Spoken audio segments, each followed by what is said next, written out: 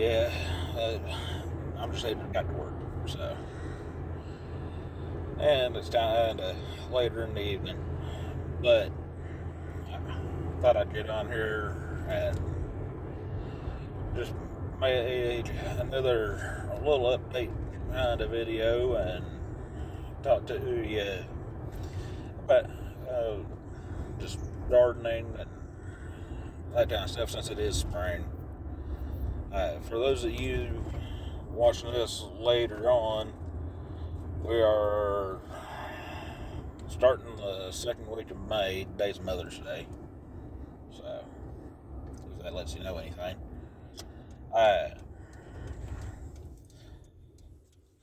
First off, I do got some stuff I can do video on, some new projects. Tomorrow I might be able to get some video. Especially since Taylor, she's going to be off as well, so you never know. Let me see here. Also, we are hopefully going tomorrow to sign the paperwork for the piece of property that we're buying. Just waiting on lawyers, and the lawyers like to drag their feet. We think, oh yeah, we're also going to be, if not tomorrow, it'll be Tuesday. We'll be actually plowing and disking ground using the old tractor again. So at the time we're going to be plowing and disking bigger areas. Let me think here. I think that's most of the update kind of stuff. Just giving you a heads up on where we're at. I do got more projects and stuff that I can do. It'll depend more on how much time I have. This week it's not supposed to rain, so we're going to be plowing and disking gardens, fertilizing, and hopefully planting gardens this week. And I know some people already have them in the ground or in a pot or whatever, but here in northeastern Kentucky, yes, we're zone 6, and so we're going to usually try to wait until later, sometime in May, before you really put an outdoor garden out, just because of frost.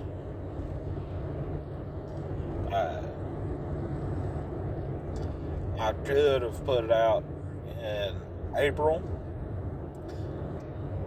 and just went out and covered it up on any nights that it was going to be a little bit chilly or get down and maybe try to frost. But I don't currently have enough stuff to cover a very large garden at all. And most stuff doesn't like the cold like that. Cabbage and broccoli and that kind of stuff wouldn't have minded.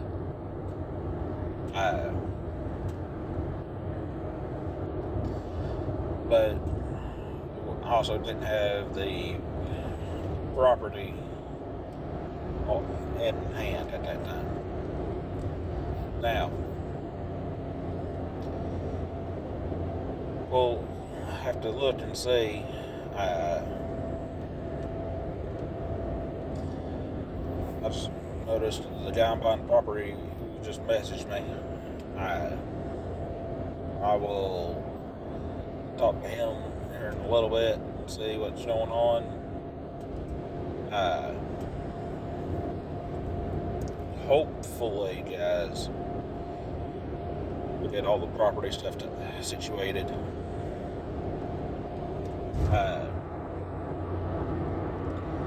And once we get the actual property, there will be opportunity to video a lot. It may be this week, it may be later, but my grandmother also has a water main leak out there in her yard, so I'll be able to video doing that kind of stuff. But back to the actual gardening, enough updates. With the way the world's going, you know, and what, depending on your viewpoint, good, bad, or indifferent, if you think the world is hunky-dory and moving right on, just wake up, because I don't see it being good. Now, that being said, I don't think it's the doomsday forever end of the world as we know it situation either. Could that happen? Yes, but I see a bunch of hard times. There's an old saying, hard men make soft times make soft men make hard times. Well, since World War II, we've been having soft times. It's been really easy on us. And we got enough generational gap between us and the greatest generation and the baby boomers that we're starting to see hard times again. That's what I think is going on more than anything.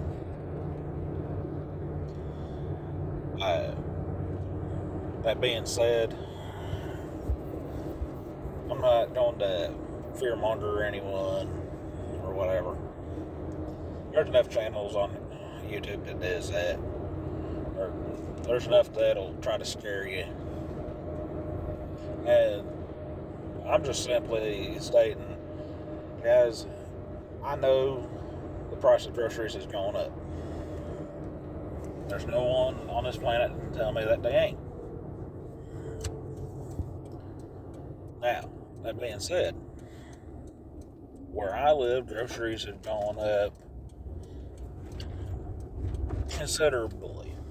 But by, let's say, New York or LA, by their standard, our groceries are still really cheap. By our standard, they've gone up and they're getting expensive. So, this year, the plan is I'm going to put out a lot of acres of fruits and vegetables and nuts and berries and all kinds of stuff. We're going to plant fruit trees and berry bushes. We're going to do large gardens.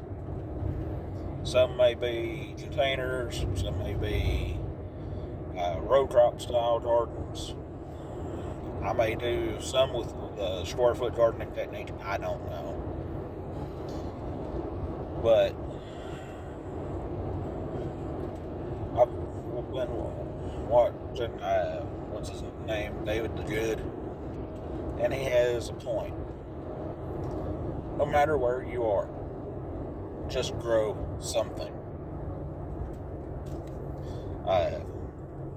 And grow stuff that produces a lot of calories for the amount of effort you got put into it. He says potatoes work really well. Sweet potatoes work really well. Grain only works good if you got large acreages. Also, if you live in a city and all you got is a balcony, potatoes and beans grown in a pot will do just as well as beans and potatoes grown in a field. Actually, maybe even better because you will be more apt to watch them and water them and tend to them and everything. And if you live in an apartment and you grow yourself, say, 50 pounds worth of potatoes and 20 quarts worth of green beans, and that's all the space you have, well, guess what? You've just saved yourself some money. But more than that, you have went and learned how to do it. That being said, has anyone priced college, in particular going to an agricultural college, to learn how to do all this? Yeah, it's not cheap. One of the cheapest ones in the whole country is at Morehead State, and they're right down the road from us, about an hour. And guys, their tuition is almost $10,000 a year, not counting housing and books and everything else. Whenever I was going there, I was spending about $25,000 a year, and I was going for agriculture to learn the prim and proper way of doing it, and the way science says to do it. And as nice as that is, it wasn't for me. So I ended up leaving out of there after 3 years. I did learn some stuff. I learned probably more from my economics and business classes that I was taking with it than I did the actual agricultural side of stuff.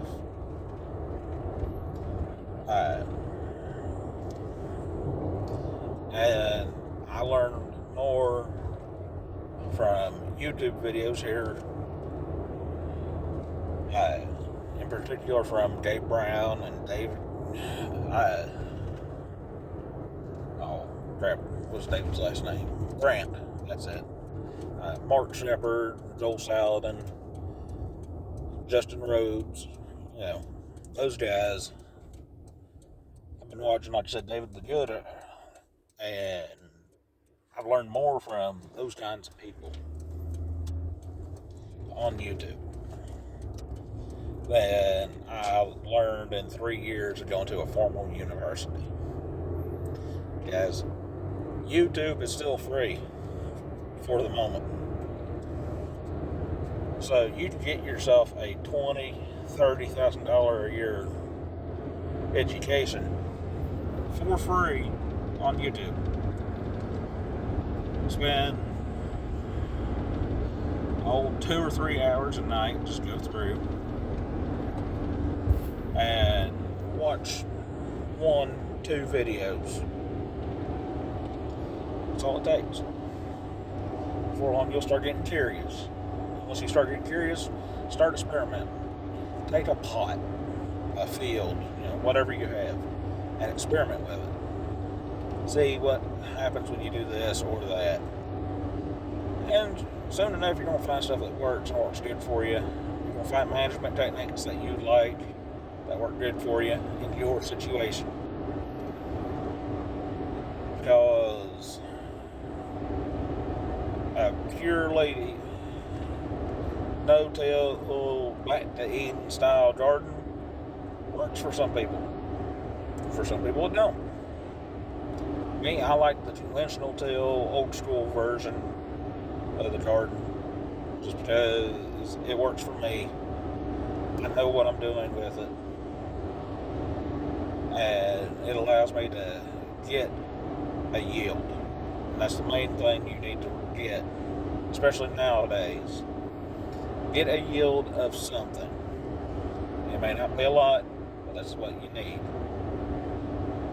So just pick it. Watch a lot of the guys I was mentioning here on YouTube, and if they are good, then try their management techniques. If they don't work for you, that's perfectly fine. Read books, watch more videos. Eventually you will find something that that works for you. So that's my little gardening tip for today, at least. Let me know how you like it.